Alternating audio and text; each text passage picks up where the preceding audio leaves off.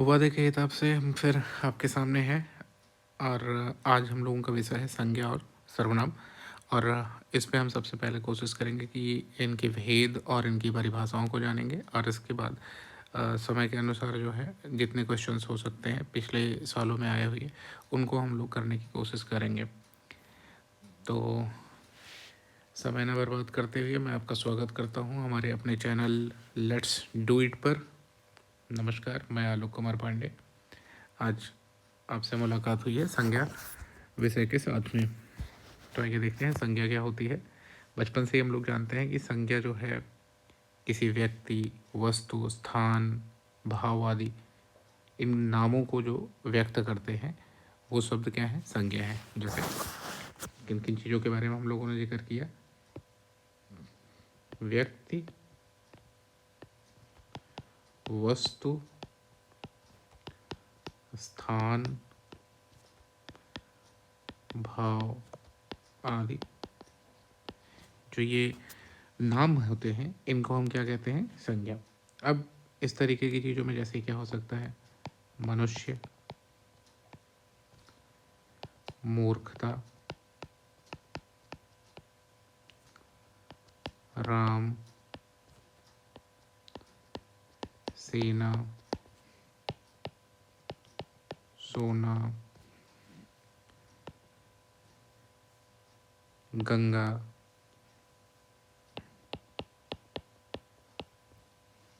नदी का नाम हो गया हिमालय, पर्वत का नाम हो गया आदि। ये जो इस तरीके के नाम हैं ये किस चीज़ को रिप्रेजेंट करते हैं? संज्ञा को रिप्रेजेंट करते हैं, संज्ञा को दिखाते हैं।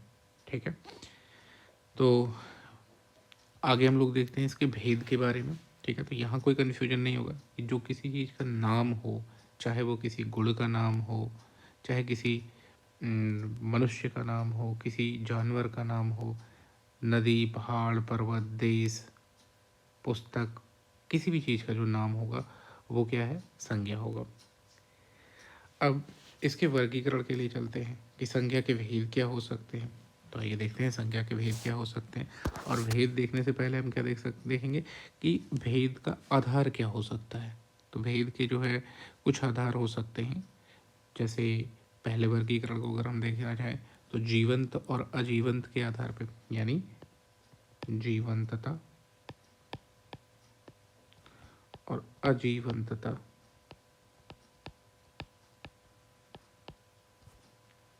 के आधार पर कर सकते हैं।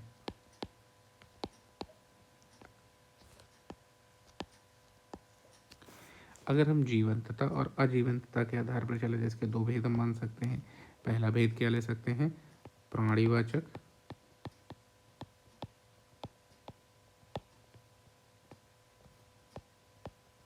संज्ञा। दूसरा भेद हम क्या ले सकते हैं? अप्राणीवाचक। क्या ले सकते हैं? अप्राणीवाचक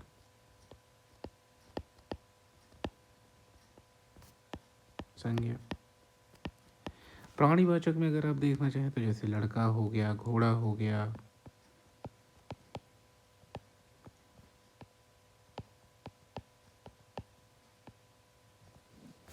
पक्षी हो गए, कुछ भी जिनमें क्या है? प्राण है, वो क्या हो जाएगी? प्राणीवाचक संज्ञा बन जाएगी। अप्राणीवाचक संज्ञा में ध्यान दीजिएगा, हिंदी में पेड़ पौधों को भी अप्राणीवाचक, यानी जो चीज़ें मूव नहीं करती हैं, जो चीज़ें नहीं चलती हैं, जीवित हैं। देखिए साइंस की निगाह में पेड़ पौधे ये भी क्या हैं? जीवित हैं, इनमें भी प्राण है। लेकिन हिंदी में इनको जो है प्राणीवाचक के अंतर्गत नहीं लिया जाता है। ठीक है, तो अप्राणीवाचक संज्ञा के अंतर्गत अगर हम देखें तो इसमें क्या हो जाएगा? पेड़ भी आ जाते हैं। फिर क्या ले सकते हैं? ईंट ले सकते हैं, दीवार ले सकते हैं, कुछ भी ले सकते हैं जिनमें आपको प्राण नहीं दिखाई देता, जिनमें आपको जीवन नहीं दिखाई देता है, वो सारे किस में आ जाएंगे? वो आ जाएंगे अप्राणीवाचक संज्ञा में। और जिनमें आपको जीवन दिखाई देता है वो किस में आ जाएंगे? प्राणीवाचक संज्ञा में आ जाएंगे। एक तो ये आधार हो गया। दूसरा आधार दूसरे आधार के तौर पे अगर हम देखना चाहें तो हम ले सकते हैं जिनकी गणना की जा सकती हो और जिनकी गणना ना की जा सकती हो, यानी गणनीय है या नहीं। तो गणना के आधार पे अगर हम देखें, किसके आधार पे? गणना के आधार पे। गणना के आधार पे हम इसको दो रूप में बांट सकते हैं। एक तो क्या हो सकता है, गणनीय, और दूसरा क्या हो सकता है, अगणनीय, यानी जिसकी गणना की जा सके और जिसकी गणना ना की जा सके। ठीक है ना, एक ये आधार हो सकता है। ठीक है, जैसे आम है, पेन है, इन सब की हम क्या कर सकते हैं, इंसान है। ठीक है ना, एक उदाहरण के तौर पे देखना चाहें तो देखें, आम, पेन, कलर थोड़ा चेंज कर लें एग्जाम्पल के लिए, तो इंसान। ठीक है ना, ये सारी चीज़ें क्या हैं, ऐसी हैं जिनकी हम गिनती कर सकते हैं। लेकिन अगर आपसे कोई कहे कि पानी, आपसे कोई कहे दूध, आप इसकी गणना नहीं कर सकते हैं। ठीक है, तो ये क्या हो जाएंगे, अगणनीय हो जाएंगे। तो ये ऐसी संज्ञाएं हो जाएंगी। ठीक है, तो एक आधार ये भी हो गया। आइए नेक्स्ट देखते हैं कि और क्या आधार ले सकते हैं। तीसरा वर्गीकरण अगर हम देखना चाहें तो व्युत्पत्ति के आधार पे। एक वर्गीकरण कैसा हो सकता है, व्युत्पत्ति के आधार पे। मुझे लगता है कि येलो कलर ही ज़्यादा बेहतर था, तो येलो ही ले लेते हैं इस पेज पे। व्युत्पत्ति के आधार पे क्या देखेंगे, व्युत्पत्ति के आधार पर अगर व्युत्पत्ति के आधार की बात करते हैं तो हम देख सकते हैं क्या हो सकता है। कुछ चीज़ें हम लोगों ने पहली क्लास में देखा था, रूढ़ शब्द एक हम लोगों ने पढ़ा था, याद हो, रूढ़। रूढ़ के साथ में हमने क्या पढ़ा था, यौगिक,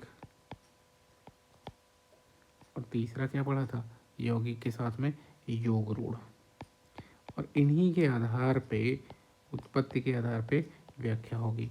रूढ़ के बारे में हमने पढ़ा था कि जिसके खंड जो होते हैं, ऐसे शब्द जिनके खंड क्या होते हैं, निरर्थक होते हैं।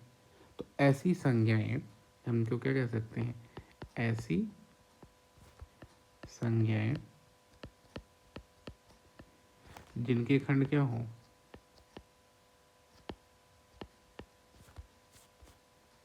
जिनके खंड क्या हो,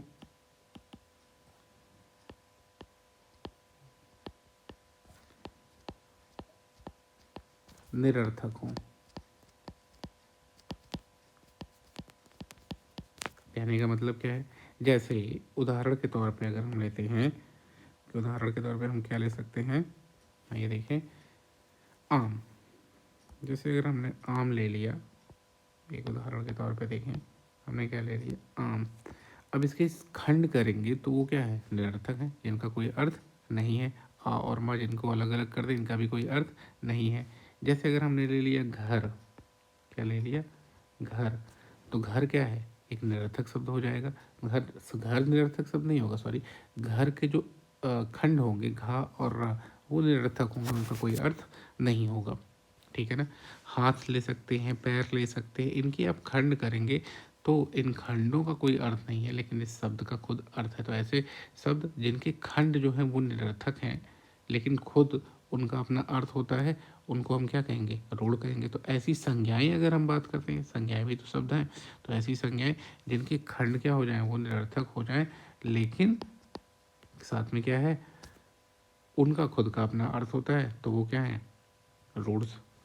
यौगिक में हमने ये देखा था कि यौगिक ऐसे हैं सब कि जिनके खंड जो होते हैं वो सार्थक होते हैं। यौगिक के खंड क्या होते हैं, यौगिक के खंड या उनके हिस्से जो होंगे वो क्या होंगे, सार्थक होंगे।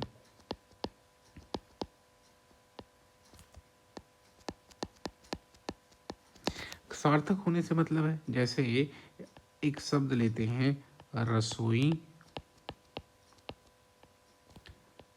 घर।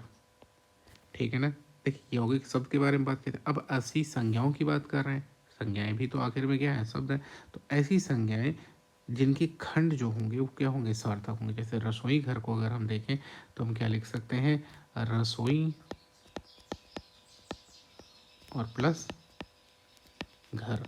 तो रसोई का भी अपना एक अर्थ है और घर का भी अपना एक अर्थ है। तो ऐसी संज्ञाएं जिनके खंड जो हैं वो क्या होते हैं, सार्थक हैं, उनको हम क्या कहेंगे, यौगिक संज्ञाएं कहेंगे। योग रूढ़ के आधार पर अगर हम बात करें, योग रूढ़ से फिर से अगर हम देखते हैं तो जैसे हमने वहाँ देखा था कि यौगिक भी होंगे यानी उनके खंड सार्थक भी होंगे, और जो अर्थ होगा वो रूढ़ होगा यानी उसका एक विशेष अर्थ होगा। ठीक है, उनका क्या होगा, एक विशेष अर्थ होगा। तो ऐसे शब्दों को हम क्या कहेंगे, यौगिक संज्ञाएं कहेंगे। जैसे एक उदाहरण के तौर पे देखें, पंकज। उदाहरण के तौर पे देखें पंकज। पंकज में इसके अगर हम खंड करें तो एक खंड होगा पंख और दूसरा खंड होगा ज। ठीक है, ये दो के दोनों ही सार्थक हैं। ये दोनों कैसे सार्थक हैं, पंख का क्या अर्थ होता है, पंख का अर्थ होता है कीचड़, और जा का अर्थ होता है जन्मा हुआ। पंख का अर्थ क्या होता है, कीचड़, और जा का अर्थ होता है जन्मा हुआ।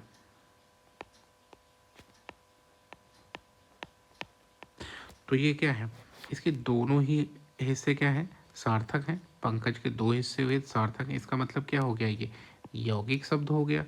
लेकिन पंकज कीचड़ में जन्मा हुआ का मतलब सिर्फ और सिर्फ कमल थोड़े होता है, कीचड़ से तो बहुत सी चीज़ों का जन्म होता है। लेकिन पंकज का जो विशेष अर्थ है, वो विशेष अर्थ क्या है, पंकज का अर्थ होता है कमल।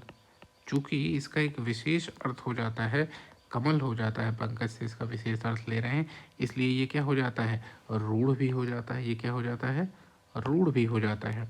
ठीक है ना, इसीलिए ऐसे शब्दों को हम क्या कहते हैं, योग रूढ़ कहते हैं। ऐसे शब्दों को हम क्या कहते हैं, योग रूढ़ कहते हैं। ठीक है, तो उम्मीद है कि ये चीज़ आपको क्लियर हुई होगी। तो व्युत्पत्ति के आधार पे संज्ञाएं क्या है, रूढ़, यौगिक और योग रूढ़। ठीक है, एक चौथा वर्गीकरण जो सबसे ज़्यादा इंपॉर्टेंट है, जिस पे क्वेश्चंस ज़्यादा बनेंगे, आइए उसको देखते हैं। वो है अर्थ के आधार पर। ठीक है ना, वो किसके आधार पर है, अर्थ के आधार पर है। तो आइए हम उसको देखते हैं कि अर्थ के आधार पर क्या होंगे। ठीक है, अर्थ के आधार पर आते हैं।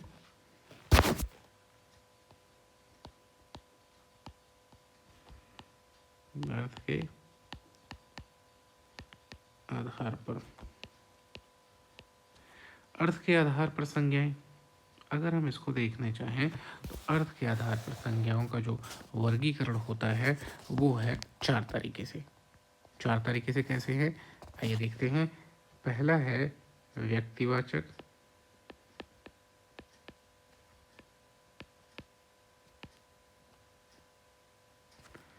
दूसरा है जातिवाचक,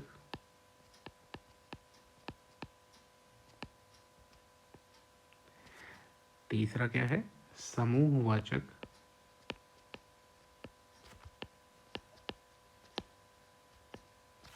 और चौथा है द्रव्यवाचक और भाववाचक भी ले सकते हैं। ठीक है ना, उसका क्या लेंगे, द्रव्यवाचक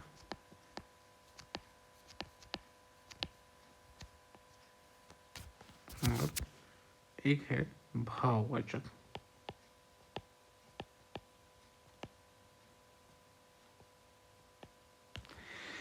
अब आइए इन सबको समझने की कोशिश करते हैं कि सबसे पहला जो आपका है व्यक्तिवाचक।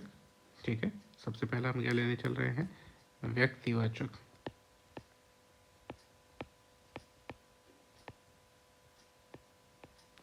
तो व्यक्तिवाचक संज्ञा जो है किसी विशेष व्यक्ति या स्थान इसका बोध कराती है।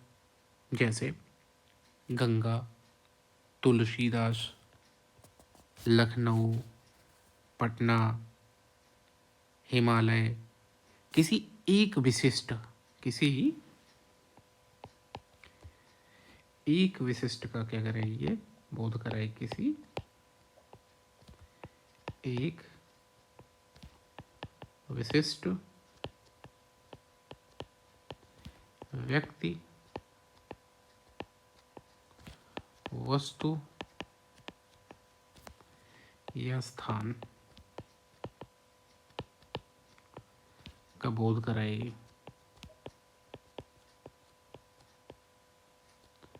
अब उदाहरण के तौर पर देखें, जैसे क्या लिख सकते हैं, अभी हमने कहा गंगा, तुलसीदास,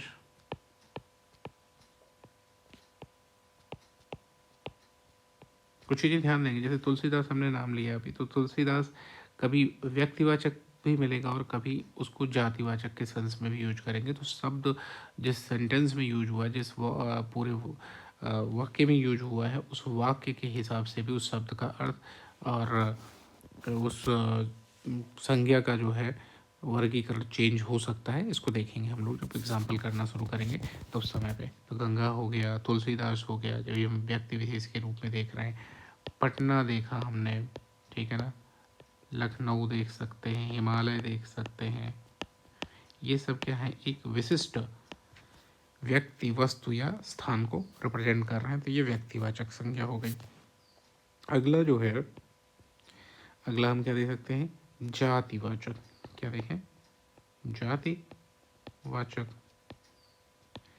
नाम से स्पष्ट है, जो पूरी की पूरी जाति को रिप्रेजेंट करे। जब पूरी की पूरी जाति को दिखाएगा तो उसको हम क्या कहेंगे, जातिवाचक कहेंगे। जातिवाचक में जैसे हम क्या ले सकते हैं, ये देखते हैं। जातिवाचक में जैसे मनुष्य, क्या देखा हमने, मनुष्य पूरी जाति को रिप्रेजेंट कर रहा है, मानव जाति को, ठीक है ना। अब अगर हम कहें गाय, तो क्या कर रही है, पूरी की पूरी जाति को रिप्रेजेंट कर रही है, ठीक है। नदी, क्या कह सकते हैं, नदी किसी विशिष्ट नदी को तो रिप्रेजेंट नहीं कर रही है, तो पूरी की पूरी जाति को रिप्रेजेंट कर रही है। तो इसलिए ये क्या हो जाएगी, जाति सूचक शब्द हो जाएगा। पहाड़, ठीक है। तो जातिवाचक संज्ञा किसी वस्तु, प्राणी या संपूर्ण जाति का बोध कराती है, ठीक है। पशु पक्षियों के नाम ले सकते हैं, फलों सब्जियों के नाम ले सकते हैं। ये सारी की सारी पूरी क्या है, जाति को रिप्रेजेंट कर रहे हैं। उदाहरण के तौर पे देखें, आम, केला, परवल, ये पूरी की पूरी जाति को रिप्रेजेंट कर रहे हैं, ठीक है ना। कुर्ता, जूता, तकिया, जलेबी, खाने पीने की चीज़ों में देखें गेहूँ, चावल, ठीक है। तो ये पूरी एक जाति को रिप्रेजेंट कर रहे हैं। सवारियों के नाम ले सकते हैं, नाव, मोटर, रेल। संबंधियों के नाम ले सकते हैं, बहन, भाई। ये सब किस चीज़ को रिप्रेजेंट कर रहे हैं, बहन, भाई। ये सब के सब कैसे को रिप्रेजेंट कर रहे हैं, एक पूरी एक जाति को रिप्रेजेंट करते हैं, ठीक है ना। तो इसलिए क्या हो जाएगा, ये जातिवाचक संज्ञा हो जाएगा। अब अगर दो चीज़ों को एक साथ देखने की कोशिश करें तो शायद आपको ज़्यादा अच्छे से समझ में आए, जो है व्यक्तिवाचक और जातिवाचक को एक साथ में अगर हम लिखना चाहें। जैसे पूछ करिए कि हम लिख रहे हैं तुलसीदास, तुलसीदास, तुलसीदास, और ये क्या थे, कवि थे। क्या थे, कवि थे। तो कवि जो है ये किस चीज़ को रिप्रेजेंट कर रहा है, जाति को रिप्रेजेंट कर रहा है। जबकि तुलसीदास किसको रिप्रेजेंट कर रहे हैं, व्यक्ति विशेष को रिप्रेजेंट कर रहे हैं। अभी हमने देखा गंगा, किसको देखा, गंगा। गंगा जो है एक नाम हो गया नदी का, और अगर हम यहाँ पे नदी लिखें तो नदी, ध्यान दें, नदी जो है ये एक पूरी जाति है, एक पूरी जाति है, नदियों का एक पूरा जाति है। और गंगा क्या है, ये विशिष्ट नदी हो गई। तो ये क्या हो जाएगी, व्यक्तिवाचक हो जाएगी। तो यहाँ से आपको चीज़ें क्लियर हो रही होंगी कि जातिवाचक और व्यक्तिवाचक का डिफरेंस हम कैसे करेंगे। अगला इसके बाद है समूहवाचक संज्ञा। समूह, किस चीज़ को हम देखने चल रहे हैं, समूहवाचक संज्ञा को देखने चल रहे हैं।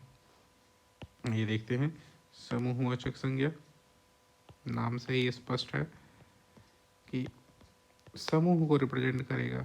ऐसे शब्द जो किसको रिप्रेजेंट करे, समूह को, तो वो समूहवाचक हो जाएगा। जैसे झुंड, दल, सभा, सेना। झुंड, दल,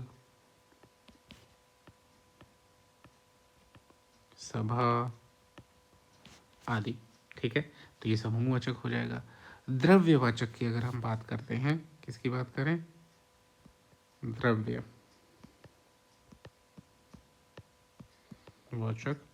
तो अगर हम द्रव्यवाचक की बात करते हैं तो द्रव्यवाचक को अगर आप आइए देखिए, तो जैसे चांदी, पानी, पीतल, सोना, ये सब चीज़ें क्या है, किसी द्रव्य के बारे में बता रही हैं कि वो किस चीज़ से बनी हुई। जैसे अब अगर आप देखें कि अंगूठी है, अंगूठी किस चीज़ से बनी हुई है, तो कोई कह सकता है सोने की बनी, कोई चांदी। तो जिस चीज़ से बनी वो क्या होता है, वो द्रव्य होता है।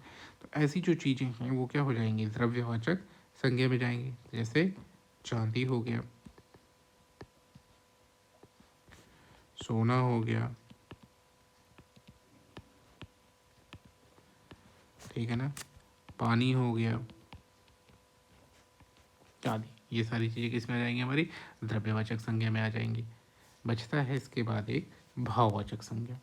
ठीक है, तो आइए हम यहाँ पे देखते हैं कि भाववाचक क्या होती है संज्ञा। भाववाचक, भाववाचक नाम से स्पष्ट है कि भावनाओं को रिप्रेजेंट करेगा। किसको रिप्रेजेंट करेगा, भावनाओं को। तो भाववाचक संज्ञा क्या है, व्यक्ति या पदार्थों के धर्म या गुण का बोध कराती है। ठीक है ना, उनकी भावनाओं का बोध कराती है। ठीक है, जैसे अच्छाई, चौड़ाई, मिठास, लंबाई, वीरता। तो गुण, भाव, अवस्था, ये सारी चीज़ें किससे रिप्रेजेंट होती हैं, भाववाचक संज्ञा से। किससे होती हैं, देखिए इसमें कौन कौन सी चीज़ें रिप्रेजेंट होंगी, गुण, भाव, अवस्था, ठीक है ना, माप हो गया, कोई क्रिया हो रही है उससे जुड़ी संज्ञा हो गई। ठीक है ना, जैसे दौड़ धूप, पढ़ाई लिखाई, ठीक है ना, गति से जुड़ी हुई चीज़ें, स्वाद से जुड़ी हुई चीज़ें, इससे जुड़ी हुई स्वाद से, जैसे कड़वापन, कसैलापन, मिठास। अमूर्त भावनाएं हो सकती हैं आपकी, कैसी हो सकती हैं, खुद भावनाएं। तो भाव के बाद हमने पहले लिखा ही था, चलिए फिर से एक बार लिख दिया। भावनाएं हो सकती हैं, भावनाएं कैसी हो सकती हैं, जैसे करुणा, क्षोभ, दया। ठीक है ना, ये सारी चीज़ें आ जाएंगी। तो भाववाचक में हम क्या क्या ले सकते हैं, जैसे गुण के बारे में हमने कहा, गुण कैसे हो सकते हैं, चतुराई हो सकता है, सौंदर्य हो सकता है, कुशाग्रता हो सकती है। ठीक है, भाव में कैसा हो सकता है, मित्रता का भाव हो सकता है, शत्रुता का भाव हो सकता है। अवस्था, अवस्था कैसी, जवानी, बुढ़ापा, बचपन, ये आपकी अवस्था हो सकती है। माप में हम आगे देखते हैं, ऊंचाई, चौड़ाई, लंबाई, ये सब माप क्या हो जाएंगे, भाव, भाववाचक संज्ञा के अंतर आ जाएंगी। गुणवाचक भी इसको हम कह सकते हैं। ठीक है ना, अब देखते हैं स्वाद में कड़वापन ले सकते हैं, मिठास ले सकते हैं, कसैलापन ले सकते हैं, तितास ले सकते हैं। ठीक है ना, तो इस आधार पे हम संज्ञा को किस तरीके से बांट सके, 5 आधारों पे बांट सके। 5 अर्थ के आधार पे, व्यक्तिवाचक, जातिवाचक, समूहवाचक, द्रव्यवाचक और भाववाचक रहा। ये कुछ और चीज़ें देखते हैं। अगला जो टॉपिक होगा वो है लिंग। लिंग के बारे में हम लोग जानने की कोशिश करते हैं कि कोई भी संज्ञा है तो संज्ञा के साथ में जो है उसका लिंग भी जुड़ा हुआ होता है। ठीक है ना, तो लिंग जो है अंग्रेजी के इसके लिए कौन सा शब्द यूज होता है, जेंडर शब्द यूज भी होता है। इस शब्द का जो अर्थ है उसके साथ में जो क्रिया का जो चिन्ह आएगा उसकी पहचान करने में हमारी मदद करता है। तो शब्द के जिस रूप से ऐसा पता चले कि वो पुरुष जाति का है या फिर स्त्री जाति का है, तो उसको हम क्या कहते हैं, लिंग कहते हैं। ठीक है ना, जिस शब्द से क्या पता चलता है हमको, वो पुरुष जाति का है या फिर किस चीज़ का है, स्त्री जाति का है, ऐसे शब्द जो है वो क्या कहलाते हैं, वो लिंग कहलाते हैं। ठीक है, आइए देखते हैं। हिंदी में 2 तरीके के ही लिंग होते हैं, पुल्लिंग और स्त्रीलिंग। ठीक है, जैसे घोड़ा दौड़ता है और हम क्या कहते हैं, घोड़ी दौड़ती है। तो चीज़ें चेंज हो गई, क्रिया क्रिया के ऊपर घोड़ा या घोड़ी शब्द का यूज क्या है, वो बता रहा है कि क्रिया जो है वो दौड़ता होगा या दौड़ती है। जैसे एग्जाम्पल के तौर पर हमने आपको लिखा कि घोड़ा दौड़ता है।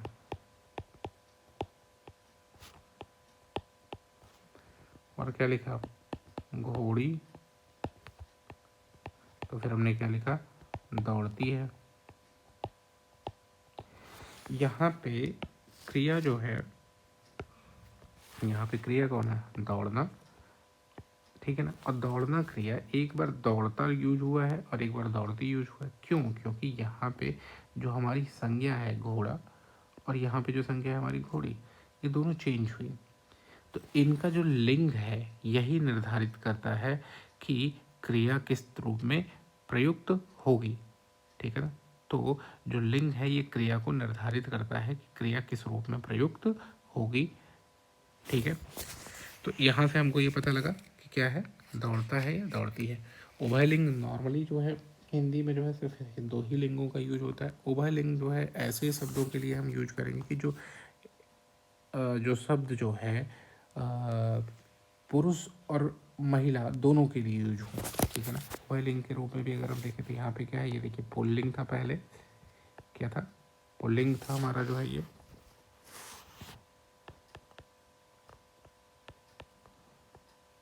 और ये हमारा क्या था, स्त्रीलिंग था घोड़ी। यहाँ पे थोड़ा सा पेन चलने में दिक्कत कर रहा है। और अगर हम उभयलिंग की बात भी कर लें इसी समय, किसकी बात कर लें, उभयलिंग की, तो जैसे कुछ शब्द हैं, जैसे अगर हम कहें मंत्री, अगर आप मंत्री लीजिए तो मंत्री चाहे वो स्त्री हो चाहे पुरुष दोनों के लिए यूज हो जाएगा, ठीक है ना। इंजीनियर ले लीजिए, चाहे वो महिला हो चाहे पुरुष दोनों के लिए हम यूज कर सकते हैं। डॉक्टर ऐसे ही यूज कर सकते हैं। तो ऐसे जो शब्द होंगे, ठीक है ना, ऐसे शब्दों को हम किस रूप में रखेंगे, उभयलिंग के रूप में देख सकते हैं, ठीक है। वैसे हिंदी में दो ही लिंग होते हैं, स्त्रीलिंग और पुरुष पुल्लिंग, ठीक है ना। अब आइए देखते हैं जो है कि पुल्लिंग को स्त्रीलिंग कैसे बनाते हैं या स्त्रीलिंग को पुल्लिंग कैसे बनाते हैं, ठीक है ना। इस चीज़ के ऊपर भी आते हैं, क्योंकि कई बार वो प्रत्यय जो है जानने की कोशिश करता है कि कौन सा प्रत्यय यूज हुआ है। तो आपको यहाँ से ही समझ में आएगा कि स्त्रीलिंग से पुल्लिंग और पुल्लिंग से स्त्रीलिंग जाने में कौन से प्रत्यय का यूज हुआ है। तो प्रत्यय जो हम लोगों ने पढ़ा था, याद हो, प्रत्यय बहुत इंपॉर्टेंट पोर्शन भी है, ठीक है। तो यहाँ पे देखते हैं, जैसे कुछ नियम है जिनका यूज होता है बनाने के लिए, ठीक है ना। तो आइए उसको देखते हैं। सबसे पहले कुछ जगहों पे आनी प्रत्यय, किसका, कैसे प्रत्यय का,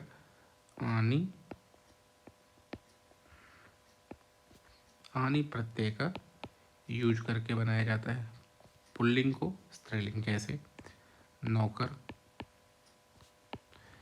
नौकर में अगर आप देखो आनी प्रत्यय जोड़ो तो क्या हो जाएगा, नौकरानी, ठीक है। जेठ, जेठ में अगर आप आनी प्रत्यय जोड़ोगे तो क्या हो जाएगा, जेठानी। अब अगर आप देखो तो ये पुल्लिंग था नौकर और जेठ, और नौकरानी और जेठानी क्या बन गया, स्त्रीलिंग बन गया, ठीक है। इस तरीके से कुछ में हम क्या जोड़ते हैं, आइन प्रत्यय जोड़ के बनाते हैं। क्या जोड़ते हैं, आइन प्रत्यय जोड़ के।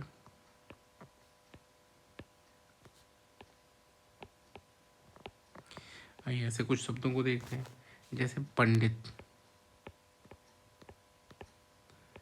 पंडित को अगर आप इसमें आइन शब्द जो है, पंडित खुद क्या है, पुल्लिंग है, और अगर इसमें आप आइन प्रत्यय जोड़ेंगे तो क्या बन जाएगा, पंडिताइन,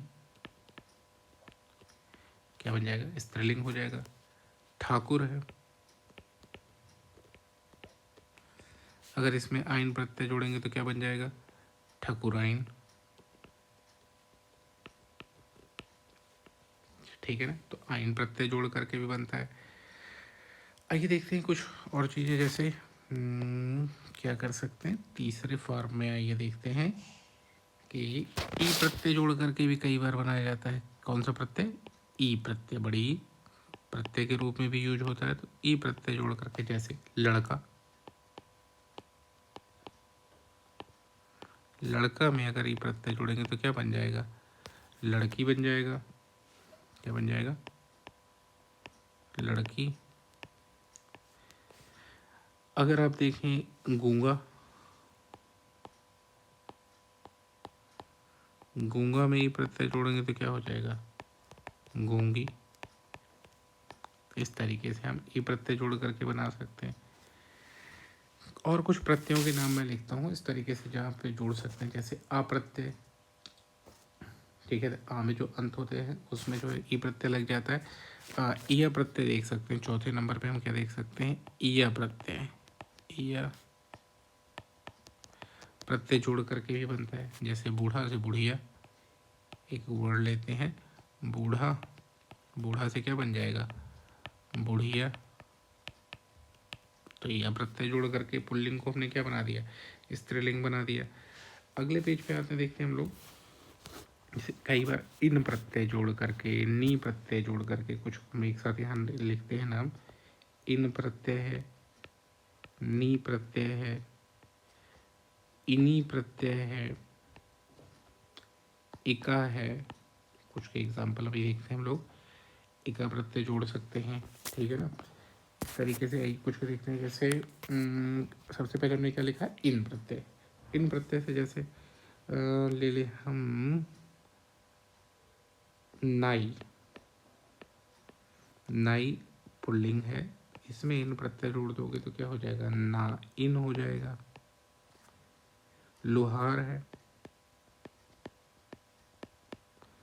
अब अगर इसमें इन प्रत्यय जोड़ा जाएगा, लोहार पुल्लिंग है, इसमें क्या बन जाएगा, लुहारिन। इन प्रत्यय से जोड़ के बन गया। नी प्रत्यय का देखें, जैसे शेर है, शेर में अगर आप नी प्रत्यय जोड़ दोगे, पुल्लिंग है शेर, नी प्रत्यय जोड़ोगे तो क्या बन जाएगा, शेरनी। मोर है, अगर इसमें आप नी प्रत्यय जोड़ोगे तो क्या बन जाएगा, मोरनी। मोर पुल्लिंग हो गया, मोरनी स्त्रीलिंग हो गया।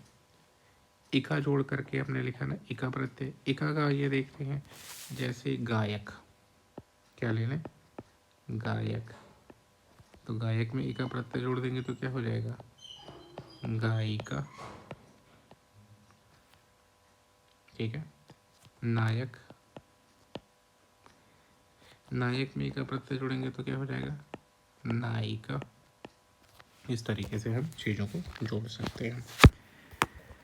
आज के लिए हम इतना ही रखते हैं, और चूँकि वीडियो लंबा भी हो जा रहा है और आज थोड़ा पेन अच्छी नहीं चल रही है, ठीक है। अगले वीडियो में फिर हम लोग सर्वनाम और उसके भेद और साथ ही साथ क्वेश्चंस की प्रैक्टिस करना चाहेंगे, ठीक है। तो फिर